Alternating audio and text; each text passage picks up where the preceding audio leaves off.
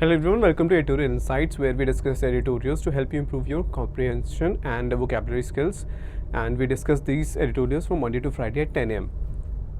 सो banking video courses आप purchase कर सकते हैं, जिस पे आप 10% डिस्काउंट अवेल कर सकते हैं अगर आप PM10 कूपन कोड यूज़ करते हैं। ये कॉम्प्रिहेंसिव कोर्सेज हैं, प्रीलिम्स और मेंस दोनों का सिलेबस कवर करते हैं, और जो क्वेश्चंस हैं वो easy to difficulty level and different type के क्वेश्चंस जो प्रीवियस ईयर एग्जाम्स में आए हैं और जो यूजुअली जो एग्ज़ाम में आते हैं हमने वो सभी कवर किए हैं, तो आप ये परचेज़ कर सकते हैं। सो आज जो हमारा एडिटोरियल है वो है स्मोक सिग्नल्स ना। पहले क्या होता था कि अगर आपको कोई मैसेज कन्वे करना है बहुत दूर, ठीक है, तो अब या तो कोई पर्सन है वो जाएगा, तो उस वक्त ट्रैवलिंग का टाइम बहुत ज़्यादा होता था, क्योंकि क्या होता था कि या तो घुड़सवार जाते थे मैसेज को लेके दूसरे डिस्टेंट जगह पे। तो एक दूसरा तरीका होता था, अगर आपको वार्निंग कन्वे करनी है, अगर आप बॉर्डर पर हैं अपनी किंगडम के और आपको बाकी सोल्जर्स को सिग्नल करना है कोई एनिमी आर्मी आ रही है उसका, तो क्या होता था वहाँ पर स्मोक यूज़ किया जाता था। स्मोक, अगर टावर से स्मोक दिख रहा है आपको, मान लो 10 किलोमीटर्स दूर कोई टावर है और उससे स्मोक आता हुआ दिख रहा है, तो उस स्मोक का एक मीनिंग पहले ही डिसाइडेड होता था। तो स्मोक सिग्नल करता था कि डेंजर है या जो भी चीज़ें हैं, तो स्मोक उस वक्त सिग्नल्स देने के लिए यूज़ किया जाता था।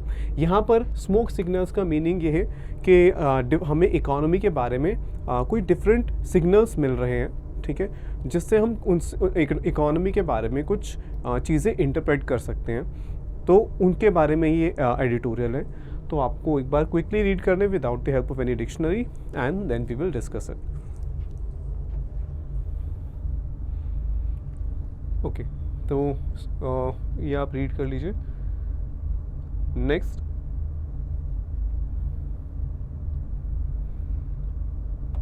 नेक्स्ट,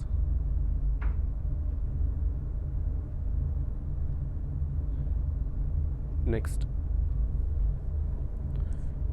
ठीक है। चलो, तो ये इंडियन एक्सप्रेस का जो एडिटोरियल है इसको शुरू करते हैं। So over the past few weeks several firms have release their financial results for the first quarter, that is April to June.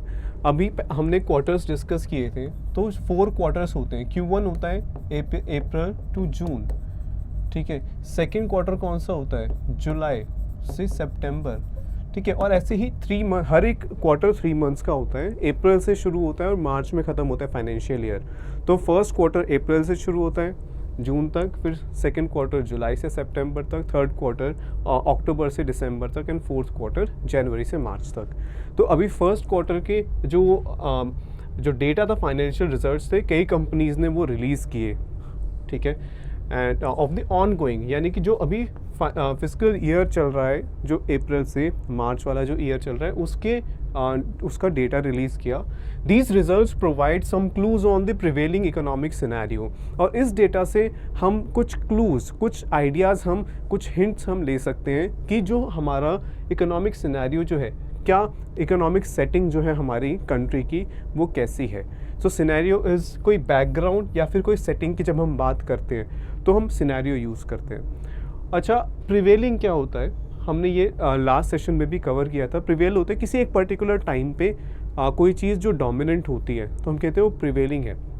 Prevailing circumstances, यानी उस टाइम पे जो कंडीशंस थी।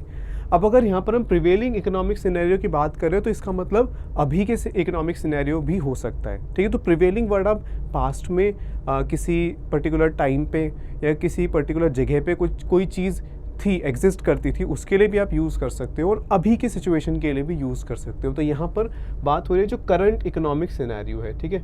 तो जो अभी का इकोनॉमिक सिनेरियो है उसकी बात हो रही है। 3 ब्रॉड ट्रेंड्स एमर्ज। कोई चीज़ एमर्ज होती है यानी कि वो सामने आती है, तो 3 ट्रेंड्स हमारे सामने आते हैं। तो कौन से ट्रेंड्स हैं? 1. FMCG major HUL witnessed an uptick in volume growth in rural areas, perhaps indicative of a pickup in rural demand. तो अब FMCG जो है एक सेगमेंट होता है जैसे हम कहते हैं फास्ट मूविंग कंज्यूमर गुड्स।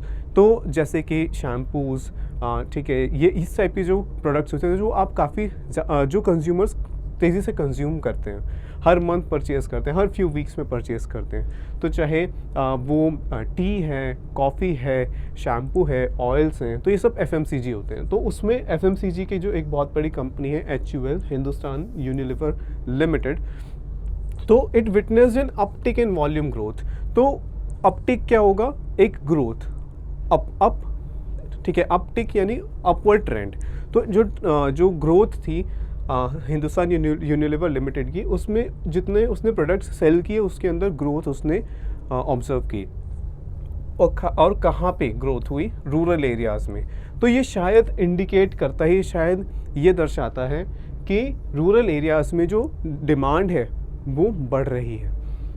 2, अब सेकेंड चीज़ क्या है? IT major Infosys has lowered its revenue guidance for the ongoing financial year. लेकिन IT मेजर जो इन्फोसिस है, मेजर IT कंपनी है, तो उसने अपनी जो रेवेन्यू गाइडेंस थी, उन्होंने पहले जो प्रिडिक्ट किया था कि उनकी इस ईयर एक्सपेक्टेशन थी कि 4 to 7% ग्रोथ होगी, अब उन्होंने उसको कम कर दिया है और उन्होंने कहा है कि अब 1 to 3.5% ग्रोथ होगी इस year, pointing towards considerable uncertainty. तो ये फर्स्ट ट्रेंड तो ये शो कर रहा है कि शायद डिमांड बढ़ रही है रूरल एरियाज़ में, लेकिन जो सेकंड ट्रेंड है वो शो कर रहा है शायद एक सिग्निफिकेंट अनसर्टेनिटी है। कंसिडरेबल यानी जो काफ़ी ज़्यादा अमाउंट में कोई चीज़ होती है, हम कहते हैं वो कंसिडरेबल है, एंड अनसर्टेनिटी इज अनिश्चितता, कि काफ़ी ज़्यादा अनिश्चितता है, अनसर्टेनिटी है जो ग्लोबल मार्केट्स हैं, क्योंकि जो हमारी IT कंपनीज़ हैं वो अपने प्रोडक्ट्स सेल करती हैं ग्लोबली, बाकी कंट्रीज़ में भी। तो अगर बाकी कंट्रीज़ में अनसर्टेनिटी है तो उसका इम्पैक्ट इन कंपनीज़ के प्रॉफिट्स पर भी होता है। थर्ड ट्रेंड क्या है? Banks seem to be posting healthy numbers. Posting, ठीक है, पोस्ट करना तो एक जैसे चिट्ठी को हम, लेटर को हम पोस्ट करते हैं पोस्ट डिपार्टमेंट से, वो होता है। लेकिन जो फाइनेंशियल जब आप नंबर्स पब्लिश करते हो, कंपनीज जो है अपना फाइनेंशियल डेटा पब्लिश करती हैं कि कितनी अर्निंग्स हुई एक पर्टिकुलर पीरियड ऑफ टाइम में, ठीक है, कितना उनके ऊपर डेट है, बाकी सब फाइनेंशियल डिटेल्स हैं। तो ये सब चीज़ें जब इस एक्शन के लिए हम वर्ब यूज़ कर सकते हैं पोस्ट करना, ठीक है, यानी पब्लिश करना। तो जो बैंक्स हैं उन्होंने जब पब्लिश किए अपने फाइनेंशियल डिटेल्स तो वो हेल्दी नंबर्स थे, यानी कि एक अच्छी ग्रोथ उन बैंक्स जो है वो विटनेस कर रहे हैं, क्योंकि as credit growth remains strong, कि बैंक्स जो है वो बैंक्स से जो क्रेडिट ले रहे हैं जो कस्टमर्स, तो वो काफ़ी ज़्यादा क्रेडिट ले रहे हैं, तो इसी वजह से क्रेडिट ग्रोथ हो रही है बैंक्स में और बैंक्स जो है अच्छा परफॉर्म कर रहे हैं। तो ये 3 ट्रेंड्स की बात की है इस एडिटोरियल में। These are however only preliminary trends, लेकिन यहाँ पर एक क्वेश्चन भी दिया है कि ये सिर्फ प्रिलिमिनरी ट्रेंड्स हैं।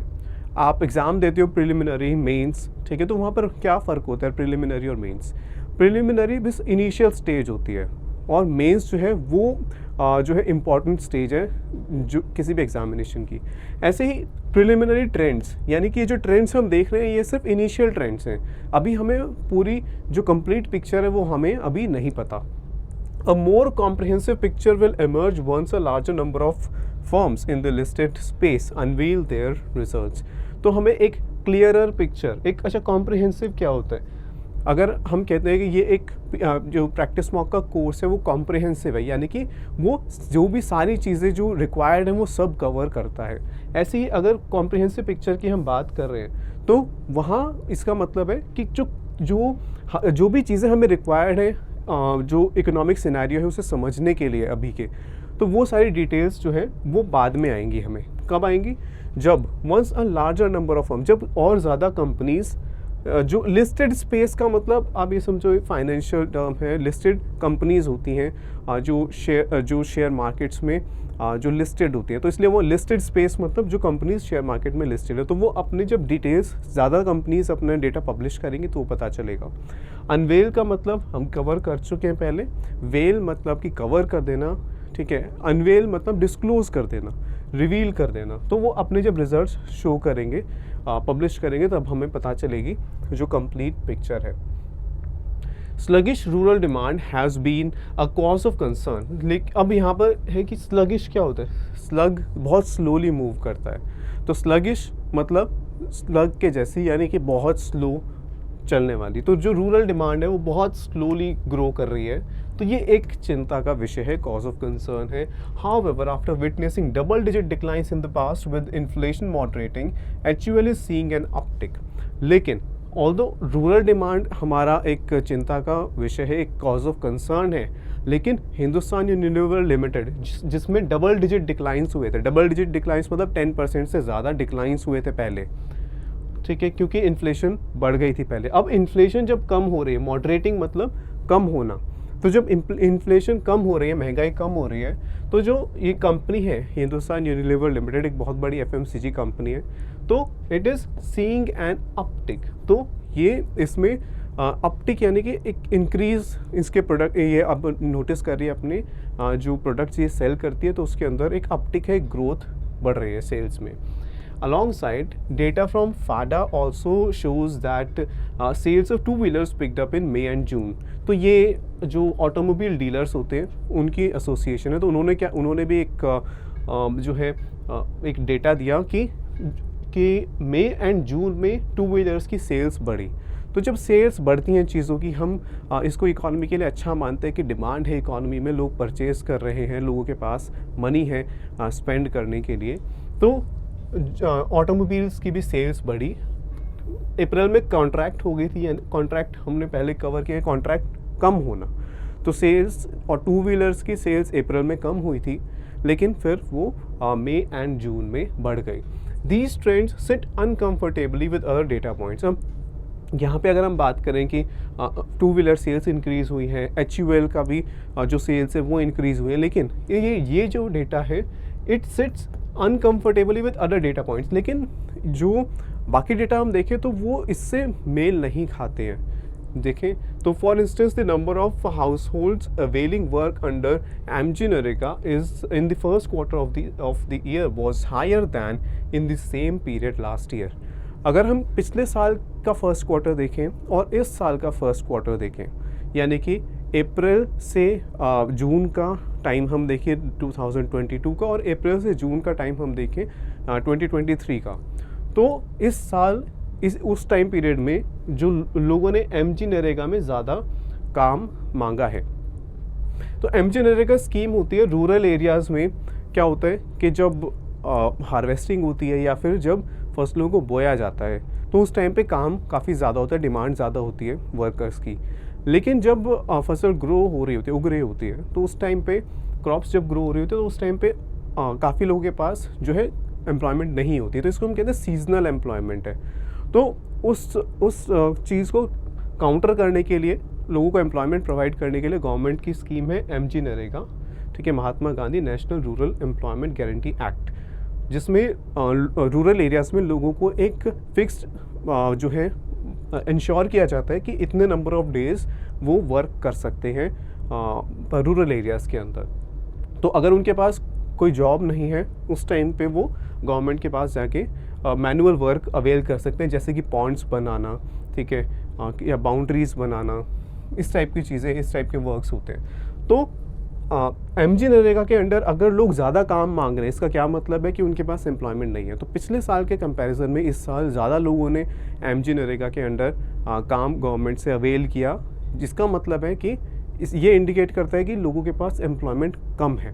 तो एक तरफ हम देखें कि डिमांड बढ़ी है रूरल एरियाज़ में प्रोडक्ट्स की, दूसरी तरफ हम देखें तो लोगों ने ज़्यादा एम्प्लॉयमेंट भी ली है MGNREGA में। तो ये दोनों बिल्कुल एक डिफरेंट चीज़ें इंडिकेट करते हैं।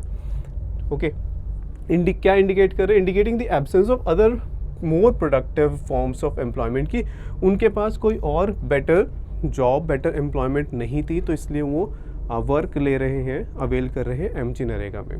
Further, a recent RBI report had also pointed towards a moderation in real wages in rural areas। तो अभी एक रिसेंटली RBI ने एक रिपोर्ट रिलीज़ की थी, वो ये इंडिकेट कर रही है कि रूरल एरियाज़ में जो लोगों की रियल वेजेस है, रियल वेजेस मतलब कि वो उस वेजेस से अगर हम इन्फ्लेशन से एडजस्ट कर दें, महंगाई को अगर हम कंसिडर करें, तो उनकी वेजेस जो है वो मॉडरेशन यानी पहले से कम हो रही है रियल वेजेस उनकी।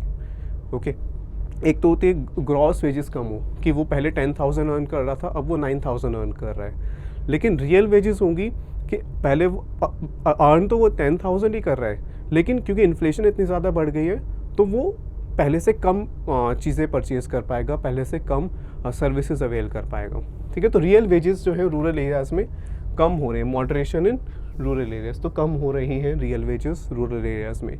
तो ये डेटा पॉइंट कर रहा है कि शायद इकोनॉमिक जो है ग्रोथ की तरफ पॉइंट कर रहा है कि सिचुएशन इम्प्रूव हो रही है। ये डेटा पॉइंट कर रहे हैं कि शायद नहीं। तो however HUL's results also signal a resurgence among smaller players. अब हम बात करें कि अगर हमने अगर HUL की बात की जो कि बहुत बड़ी कंपनी है, तो उसके रिजल्ट्स जो है वो एक और चीज़ की तरफ सिग्नल कर रहे हैं कि स्मॉलर प्लेयर्स जो है, रिजर्जेंस अमंग स्मॉलर प्लेयर्स। रिजर्जेंस, अगर आप कोई चीज़ कर रहे थे, जैसे कंपनी बिजनेस कर रही है, ठीक है, और फिर कुछ टाइम के लिए उसका बिज़नेस इतना अच्छा नहीं चलता, तो प्रॉफिट्स नहीं हो रही या फिर थोड़ा लॉस चल रहा है उसका पिछले 5-6 मंथ्स से, फिर उसके बाद फिर डिमांड बढ़ती है और फिर वो कंपनी अपने प्रोडक्ट सेल कर पाती है, तो फिर उसकी सेल्स इंक्रीज़ होती हैं। तो यहाँ पर होगा कि वो हम कहेंगे रिसर्चेंस से रिवाइव हो गई है वो कंपनी। तो स्मॉलर प्लेयर, स्मॉलर कंपनीज़ में भी रिसर्चेंस देखने को मिली है, यानी स्मॉलर कंपनीज़ की सेल्स भी बढ़ी हैं, उनके प्रॉफिट्स भी इंक्रीज़ हुए हैं। किस कैटेगरीज में? In product categories such as tea and detergent. तो इसमें जो स्मॉलर कंपनीज हैं उनमें भी ग्रोथ देखने को मिली है। Small players are seeing much faster growth than larger players. और स्मॉलर जो कंपनीज हैं उनकी जो ग्रोथ है वो बड़ी कंपनीज से ज़्यादा है। ठीक है, this is a healthy sign considering the concerns over smaller players being squeezed out. तो पहले एक चिंता ये होती थी कि जो बड़ी कंपनीज़ हैं वो छोटी कंपनीज़ को स्क्वीज़ आउट कर देंगी, यानी कि उनको कंपटीशन से बाहर निकाल देंगी। कैसे? अपने प्रोडक्ट्स को अच्छे अट्रैक्टिव प्राइसेस पे बेच के या अच्छे ऑफर्स के साथ बेच के, क्योंकि जनरली लार्जर कंपनीज़ के पास बिगर मार्केटिंग बजट्स होते हैं, डीपर पॉकेट्स होती हैं, यानी कि दे हैव मोर मनी। लेकिन अगर हम ये देख रहे हैं कि स्मॉलर कंपनीज़ की ग्रोथ ज़्यादा हो रही है लार्जर कंपनीज से, तो ये एक हेल्दी साइन है, ये अच्छा साइन है, ये अच्छी चीज़ें इंडिकेट कर रहा है। क्योंकि पहले कंसर्न थे कि जो कंपनीज है वो स्क्वीज आउट हो जाएंगी, कंपटीशन से बाहर कर दी जाएंगी बाय लार्जर कंपनीज। तो ऐसे कंसर्न्स तो अभी के लिए नहीं दिख रहे। And bigger firms cornering a larger share of the market. तो ये चिंता थी कि स्मॉलर प्लेयर्स को बड़ी कंपनीज हटा देंगी और फिर कॉर्नर कर लेंगी। कॉर्नर एक नाउन होता है, ठीक है, कोना एक किसी जगह का, लेकिन वर्ब जब हम यूज़ करते हैं, जब आप किसी चीज़ को कॉर्नर कर लेते हो, या तो आप किसी पर्सन को कॉर्नर करते हो, यानी कि वो आपसे बच रहा था, बट फाइनली आप किसी पर्सन से आप बात करना चाहते थे, सो आप उसे कन्फ्रंट करते हो, ठीक है, और उससे फिर जो डिस्कशन है वो आप करते हो। लेकिन अगर आप कॉर्नर कर रहे हो शेयर को, या आप मनी को कॉर्नर कर रहे हो, आप अपॉर्चुनिटीज़ को कॉर्नर कर रहे हो, यानी कि वो आप अपने पास जो है वो कलेक्ट कर लेते हो, ठीक है। तो cornering a large share of the market, तो कंपनीज मार्केट शेयर का एक बहुत बड़ा हिस्सा अपने पास कैप्चर करना चाहती थी। तो यहाँ पर कॉर्नरिंग को हम कैप्चरिंग भी कह सकते हैं, okay. But alongside the commentary accompanying IT firms points towards slowing demand for services in develop markets. अब लेकिन इसी के साथ हम देखें, अब देखो तो मिक्स्ड ट्रेंड्स की बात हो रही है यहाँ पे। अभी कहीं पर बात होती है कि ये पॉजिटिव ट्रेंड्स है, फिर कुछ नेगेटिव ट्रेंड्स है, फिर पॉजिटिव ट्रेंड्स की बात हो रही है, अब फिर से एक नेगेटिव ट्रेंड की बात हो रही है, ठीक है। तो बट है, तो अभी बात हो रही थी कि एक हेल्दी साइन दिख रहा था हमें, लेकिन साथ में अगर हम देखें साथ में अगर हम देखें तो जो कमेंट्री अकम्पनिंग IT फर्म्स, जो भी हम डिस्कशन करते हैं IT फर्म्स के बारे में, एक कंपनी करना, किसी चीज़ के साथ जाना, तो IT फर्म्स के साथ जो भी एक कमेंट्री है, जो भी डिस्कशन है, तो वो पॉइंट करती है, वो हमें इंडिकेट करती है कि उनके जो services IT company services provide करती है, तो उसकी डिमांड कम हो रही है डेवलप्ड मार्केट्स में। तो IT कंपनीज अपने प्रोडक्ट्स कहाँ सेल करती हैं? ज़्यादातर इंडियन IT कंपनीज वो डेवलप्ड कंट्रीज़ में सेल करती हैं अपनी सर्विसेज, तो वहाँ पर डिमांड कम है, तो इसी की वजह से उसका इम्पैक्ट इंडियन IT कंपनीज पर भी होता है। फॉर इंस्टेंस यहाँ पर मतलब है, for example, Infosys expects some clients to stop or slow transformation programmes and discretionary work. तो जो इन्फोसिस है, एक बड़ी IT कंपनी है, वो एक्सपेक्ट कर रही है कि उसके कुछ क्लाइंट्स, उसके कुछ कस्टमर्स रोक देंगे या स्लो डाउन कर देंगे क्या चीज़, transformation programmes and discretionary work. तो ट्रांसफॉर्मेशन चेंज करना, ठीक है, तो या तो वो ट्रांसफॉर्मेशन प्रोग्राम्स को बंद कर देंगे या कम कर देंगे। ऐसे ही डिस्क्रिशनरी स्पेंडिंग, डिस्क्रिशनरी वर्क, एक तो होता है कंपल्सरी जो आपको करना ही करना है, एक होता है डिस्क्रिशनरी यानी कि आपकी मर्जी है। ऐसे ही स्पेंडिंग होती है, एक होती है ज़रूरतों पे स्पेंडिंग, एक होती है कि डिस्क्रिशनरी स्पेंडिंग यानी जो आप जहाँ मन करें वहाँ आप स्पेंड कर सकते हैं। तो कुछ कंपनी जो है डिस्क्रिशनरी वर्क पे भी स्पेंड करती थी, अब वो नहीं कर रही हैं, उसकी जगह वो अपना सिर्फ जो ज़रूरी काम है उसी पर फोकस कर रही हैं। तो perhaps reflecting this slowdown the country's services exports have already begun to see a moderation. और शायद ये जो स्लो डाउन है ग्लोबल डिमांड में, इसी की वजह से इसी को रिफ्लेक्ट कर रहे हैं, इसी को शो कर रहा है जो हमारे सर्विसेज एक्सपोर्ट्स में जो है मॉडरेशन आ गया, यानी सर्विसेज के जो एक्सपोर्ट्स हैं इंडिया से वो थोड़े से कम हो गए हैं पहले के कंपैरिजन में। For firms the operating environment both external and internal remains shrouded with uncertainty. जो कंपनीज के लिए जो ऑपरेटिंग एनवायरनमेंट है, जिस एनवायरनमेंट में, जिस हालात में वो वर्क कर रहे हैं, जिस कंडीशंस में, तो वो श्राउडेड विद अनसर्टेनिटी है। श्राउड एक टाइप का एक लार्ज कवर होता है, ठीक है, तो श्राउडेड विद अनसर्टेनिटी यानी कि कवर्ड विद अनसर्टेनिटी। अनसर्टेनिटी अनिश्चितता, सर्टेन क्या होता है, जो चीज़ हमें पता है, क्लियर है, अनसर्टेन जो क्लियर नहीं है, और अनसर्टेनिटी यानी कि the state of being uncertain, जिस सिचुएशन में हमें क्लैरिटी नहीं है। Across developed markets there is ambiguity over the extent of further monetary policy tightening. तो हमने मॉनेटरी पॉलिसी के बारे में एक बार डिस्कस किया था। तो टाइटनिंग क्या होता है, मॉनेटरी पॉलिसी को टाइटन करना मतलब कि इंटरेस्ट रेट्स बढ़ाना। अगर जो जैसे सेंट्रल बैंक्स हैं, अगर हम यहाँ फॉर एग्जांपल आरबीआई का एग्जांपल लें, आरबीआई अगर इंटरेस्ट रेट्स बढ़ाता है तो क्या होगा, बैंक्स जो हैं, बैंक्स को भी इंटरेस्ट रेट्स इंक्रीज़ करने होंगे, जिसकी वजह से क्या होगा, लोन्स महंगे हो जाएंगे, और लोन्स महंगे होंगे तो लोग लोन्स कम लेंगे, ठीक है, जिससे क्या होगा कि इकोनॉमी के अंदर मनी सप्लाई कम होगी। तो ऐसा क्यों करना चाहेगी आरबीआई, वो इसीलिए ताकि जैसे अगर इन्फ्लेशन हो रहा है, महंगाई बहुत बढ़ रही है, लोगों के पास पैसा ज़्यादा है, ठीक है, वो ज़्यादा स्पेंड कर रहे हैं, जिसकी वजह से इन्फ्लेशन हो रही है, तो उसका एक वे है कि मनी को कम करना मार्केट में, और इसके लिए सेंट्रल बैंक्स क्या करते हैं, इंटरेस्ट रेट्स को इंक्रीज़ करते हैं। तो अभी क्योंकि पिछले कुछ टाइम से इन्फ्लेशन बढ़ रही थी, तो पूरी दुनिया में जो सेंट्रल बैंक्स थे वो इंटरेस्ट रेट्स को इंक्रीज़ कर रहे थे।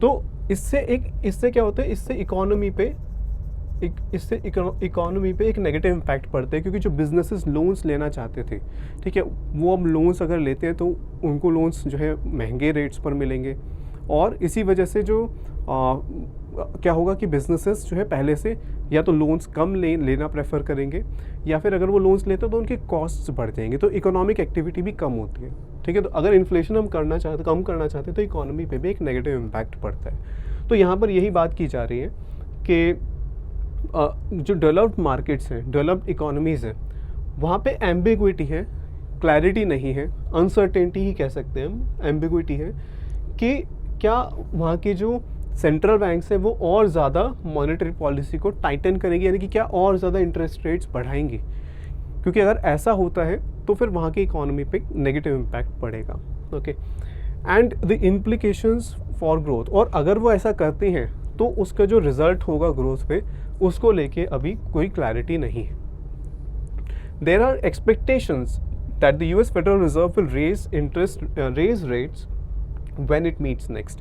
तो यहाँ ये एक्सपेक्ट किया जा रहा है, माना जा रहा है कि जब यूएस फेडरल रिजर्व, जैसे इंडिया में आरबीआई होता है वैसे यूएस में फेडरल रिजर्व होता है, तो जब वो उसका जो बोर्ड है वो मिलेगा तो हो सकता है कि वो इंक्रीज़ करे, ठीक है, नेक्स्ट टाइम।